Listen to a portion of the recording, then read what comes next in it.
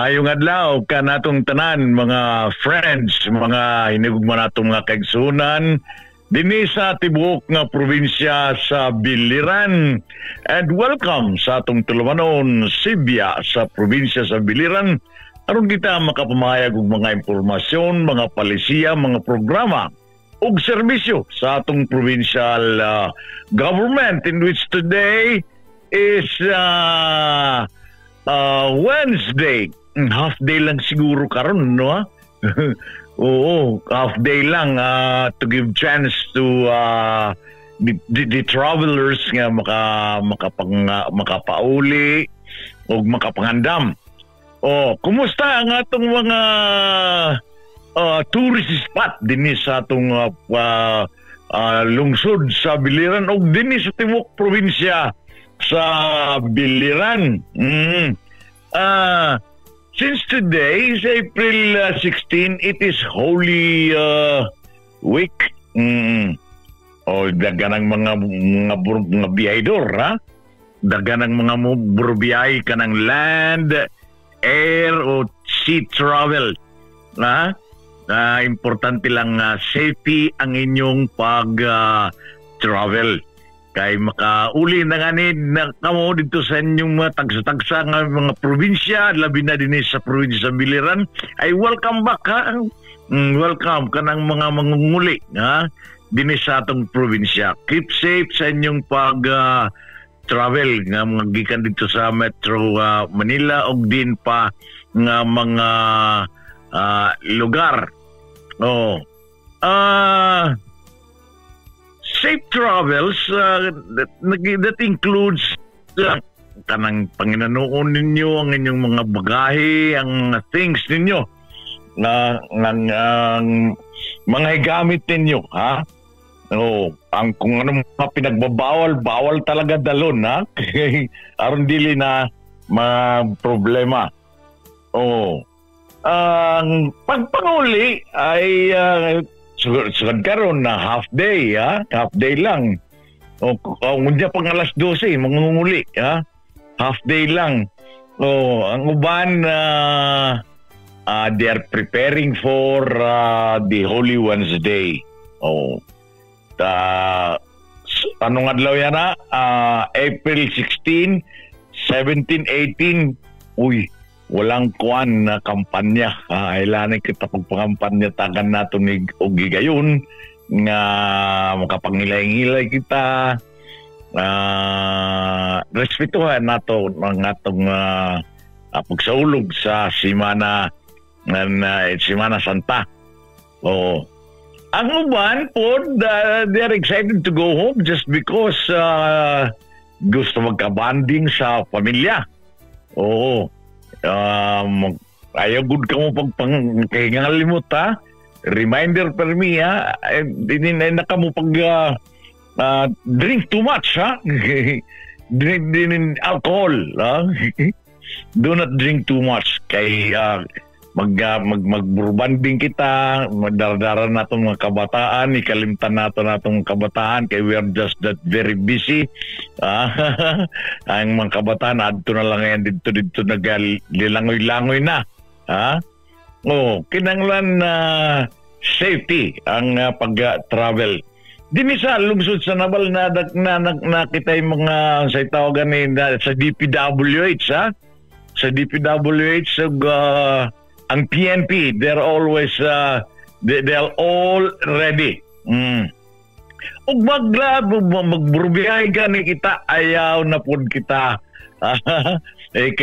Kangalimot nga ang safety sa atong panimalay, ha? Switch off everything, switch off everything, and panirado nga na ayaw ka paggamit ng mga Facebook, ha? Nga so the moment adi kami diri, ha? Kay alaba para ba ni nga itong bakasyon, ha? 16, 17, 18, 19, 20. 20 is Easter Sunday. So Semana Santa karon, mahilig kita mga magluto, mga biko, mga ginataan, ug unsa pa man din nga atong kanang pagkaon sa Semana Santa. Aba daw ang lubi karon mahal na siguro, ha? Okay, pag biko unsa pa man din nga mga lutuonon. Okay. Ang importante ang safety sa tanan, sa tanan nato diya sa atong kapamilya. Kung naanak diya sa atong mga panimalay, nakauli na mo, no, thank you. Pasalamat kita sa Ginoo. Today is April 16, Holy Wednesday. Pagtigaman kini ang pagpakamatay sa atong Ginoo aron masulbad ang atong mga sala. And do not forget to pray, mga pagsimba na kita'y mga kumpisalan, saring pa kumpisalan ng bayan, bisita iglesia, namantay ka ng mga schedules sa pag-misa. Very much busy ang atong mga kaparian sa pagkakaroon ng mga season. Pagsimba, minusin nato ang kasaba, ang tagaan nato ug mahimbyang maaron makabuluhan ang Semana Santa. May dangani kuanang pa mga kapari nga during the 17 and 18 ay wala dang pangampanya kay para makaigayon nga makahatag kita og paggunita pagkuan sa atong mga kaugalingon, kaugalingon nga ning taon na ang atong Ginoo namatay kanato may tungod sa atong mga sala. Okay. Election 25 ba? Napit na po ng mga election 25. Ang election 25, this will be done on May 12. Warilanay kita yan na pagpangampanya. Adto na po dito sa susunod ng mga adlaw sa Domingo. Easter Sunday. Or ambot 19 kung pwede na ba pangampanya. 19 and 20. Nindot din sa atong pamulitika din sa ato sa probinsya sa biliran kay way mga pagpapangontra.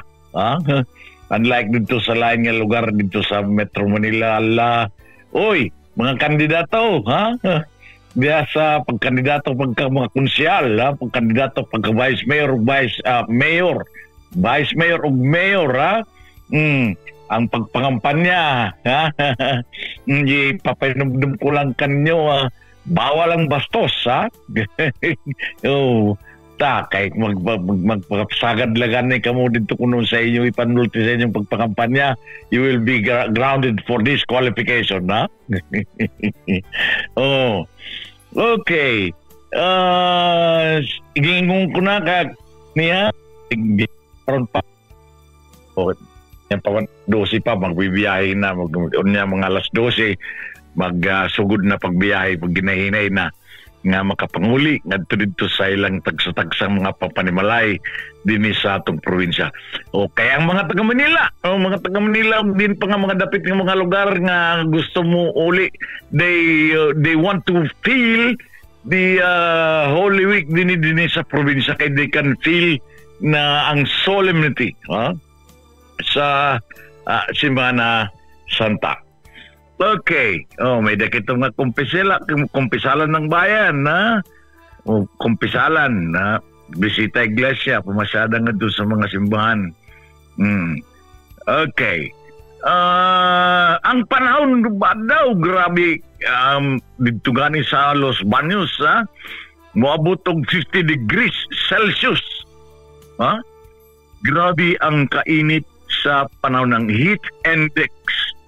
So importante nga kanang mga kaigsunan nato diha nga na diha sa kalsadahan nagtatrabaho, ayaw kamo pagpasagad, dako ang kadilikaduhan sa heat stroke. Mainit, grabe.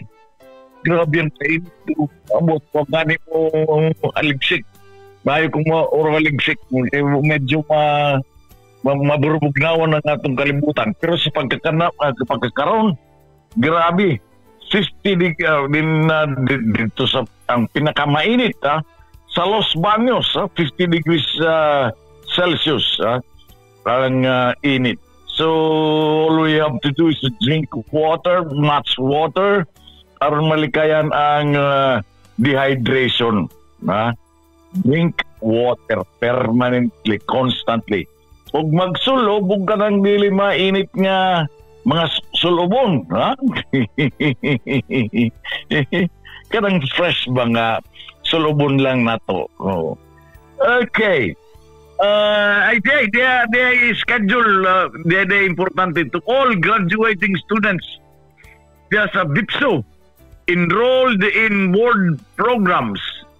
To all graduating students enrolled in board programs, the schedule of your pre-board examination is indicated in the bookmark, PubMat. Please be guided accordingly. Okay. Karon 16 April 16 sa HNS 8S. April 16 ASNHS. Okay. By April 25, paminaw ka mo mga graduating students, mag-graduate na lang ba ka mo, ha? Okay na yan inyong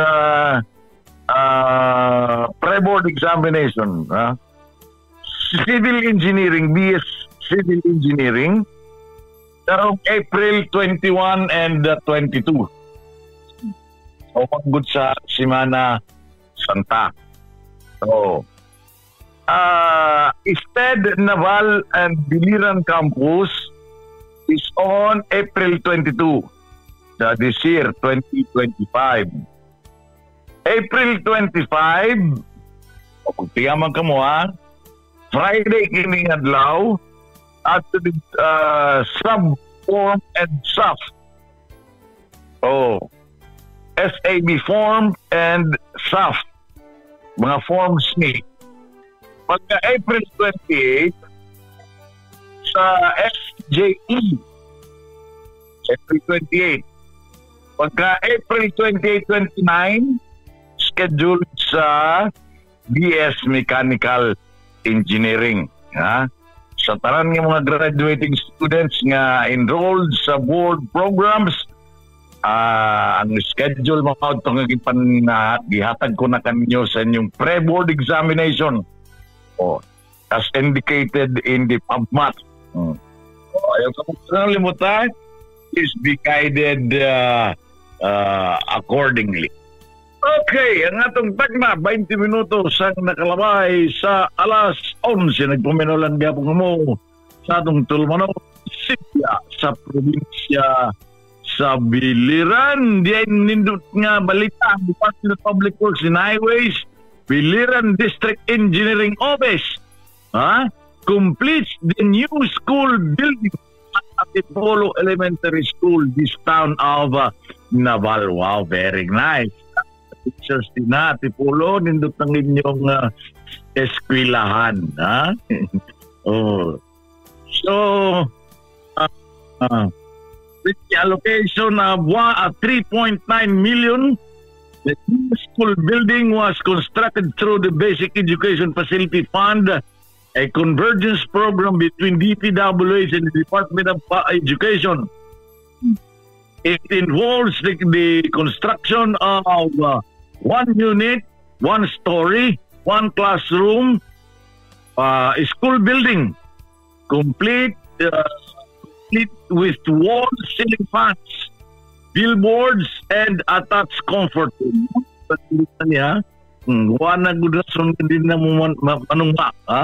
The newly completed building is also features the PWD, persons with disability, accessible ramp with handrails, enhancing its accessibility.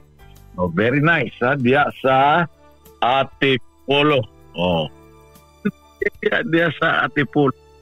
Okay. Sa pa ni. Ah,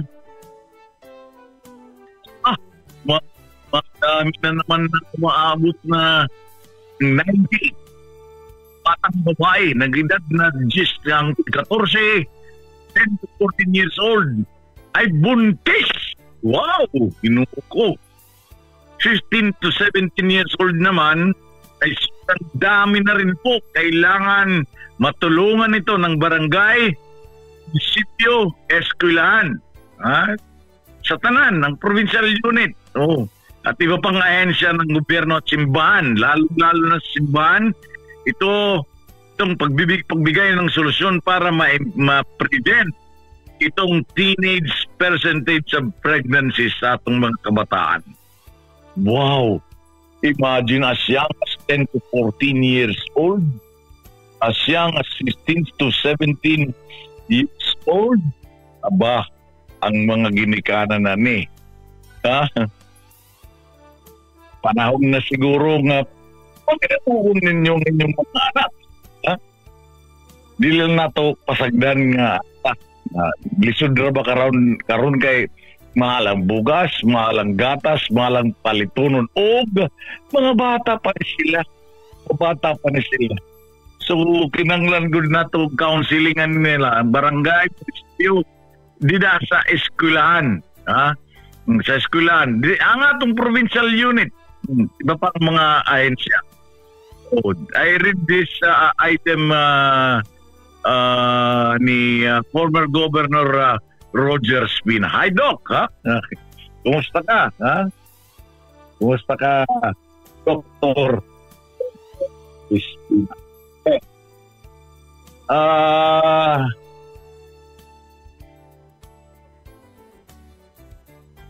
Okay. Mga batang nagbubuntis. Dito ipost ko ni Mayor Espina. Ang responsibilidad ay nasa ating lahat.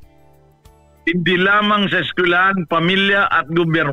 Para malikayan ang teenage pregnancy. But no, while you are still very young, you're under the bunal ng inyong mga ginikanan. Paminaw ka mo sa inyong mga ginikanan, anak. Ang pilit mo magka-batanong pagod ka mo. Na ito po ang dahilan kung bakit binaba ng LGU diretso sa mga eskwelahan. Ang pagturo tungkol sa AIDS, HIV at teenage pregnancy. Hindi yung klase na parang nasa libro kundi practical na pag-i-explika. Magkano mo gagastos sa check-up, medisina, natural, mapalit ka mong medisina, diaper, gatas at papa. Wow, makakaunaw na kung pagpapagdala na, sus, dako na nga sala. So, labi na karon na simana, santa, dako ka na nga sala. Siyam to face kung naana mo nga teenage pregnancy, ikaw bata pa, nagburod na. So, kinanglan daw, magbubuntis ka mo, magpapa-check up, o in medisina. So, na agad ninyo, karang mga high schools, karon kay waray klase diya sa mga tungaan sa mga high school. Teenager. But daw, ito rin ang isa sa mga dahil, ito rin po ang isa sa dahil kung bakit kailangan ng curfew. Tama. Sa mga kabataan. Curfew. Kaning nagsusubra na nga nin oras, naglalampas oras. Kung nandun na lang ang libubuhat. Ang ginikanan, mapapasagdo na lang ilang mga anak. Take good care of children na parents. Ito rin ang isang pinapagding ang pagsaway sa selling of liquor to minors. Yes. At babaligya ang liquors kanang makatulog sa inunon, sigarilyo. Wow. Nga, grupo-grupo mag-iinom mga babae at pagkaubog, adto na ang dili inaasan, expected na nga dapat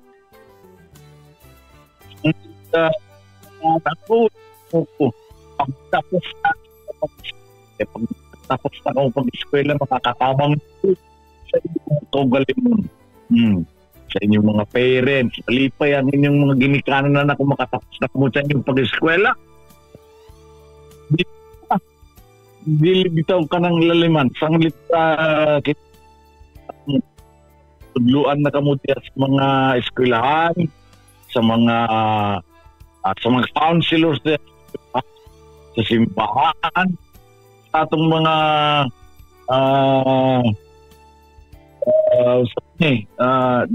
local government unit. Kay dako ng iaw ka putag 90 ang mga bata mga bata. Bueno, ang atong takma 4 minutos sugsama alas 11:30. Since today is April 16, amo na ni Tato bubuhaton na kanang Holy Wednesday. Ang uban kapanguli na, ang uban nag-home for work na. Ang uban half day lang sa karon, half day lang. Kung nagpo-problema ka mo sa inyong pagbiyahe, naamantay ko na biya sa kasadaan na kanang uplan ligtas biyahe, tatabangan mo na IDPWs na ng ating kapunsan. Oo. Kay mahirap kung talaga mangangadto kita sa problema. Diyos ko Lord. Today is 16, 17, 18 na. Do not forget pagsimba. Do not forget simba. No, karang mga pagkaon na ay, ayaw po ka mo kang nangalimot permanente, ha? Safety. Sa inyong panimalay. Muy importante. Ang uban na nalagya sa panimalay, punching with the parents. Ang uban po, mo suruing sa atong mga destinasyon din sa atong probinsya. Natay dagan ng mga beaches din waterfalls. So be careful. Kaya importante pag biyahe, always be careful. Alright? So dili lang sa nato temporary tapos ang atong tulumanon karong adlaw padali lang taon ng 30 minutos nga atong pagprograma. 30 minutos. Pero at least anyway, nakahatag kita o mga impormasyon na ninyong tanan. Oo. Kaya na to. So, mawala to ha? To pray let na Santa. Let us may mga misa sa atong mga simbahan o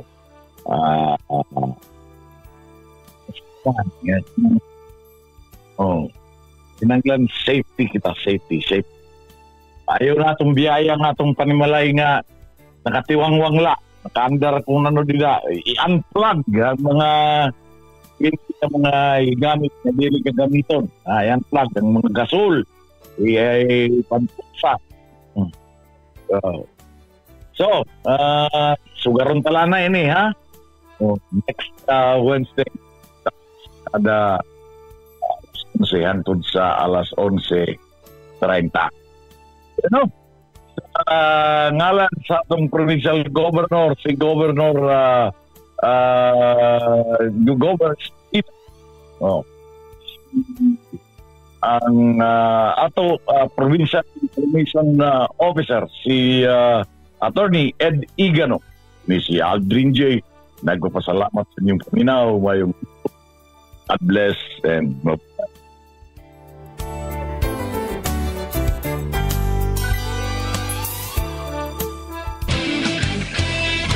Iranon, imong katungod ang mahibaw sa kalihukan